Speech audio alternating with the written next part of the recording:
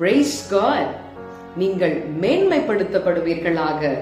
எபிரேயர் 10:36 நீங்கள் தேவனுடைய சித்தத்தின்படி செய்து வாக்குதத்தம் பண்ணப்பட்டதை பெறும்படிக்கு பொறுமை உங்களுக்கு வேண்டியதாயிருக்கிறது என்று சொல்லி வாசிக்கிறோம்.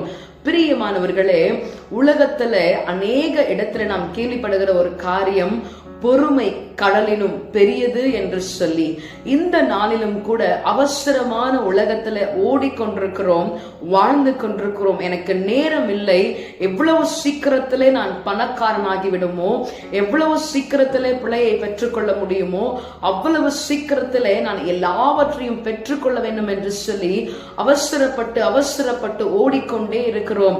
ஆனால் தேவன் நம்மிடம் எதிர்பார்க்கிற ஒரு காரியம் பொறுமை. தேவன் அந்த பொறுமையை நிச்சயமாய் உங்களுக்கு கொடுப்பார். ஏனென்று சொன்னால், நாம் பொறுமையோடு கூட காத்திருக்கும் பொழுது நிச்சயமாக வாக்குதத்தம் பண்ணின காரியங்களை நாம் பெற்றுக்கொள்ள முடியும். அவசரப்பட்டா முடியாது. ஏனென்றால் வேதத்துல வாசிக்கிறோம், சகலத்தையும் அதினதின் காலத்துல நேர்த்தியாய் செய்து முடிக்கிறவர் நம்முடைய ஆண்டவராகிய இயேசு கிறிஸ்து. இந்த நாளிலும் பொறுமையோடு கூட சமூகத்துல காத்திருங்கள். சகலத்தையும் நேர்த்தியான நேரத்துல உங்களை வந்து சேரும்படியாய் தேவன் செய்வார். அவரை நாம் நோக்கி பார்க்க ஆராதிக்க விட்டு கொடுப்போமா? Praise the Lord. தேவ சித்தம் நிறைவேற என்னையும் ஒப்படைக்கிறேன்.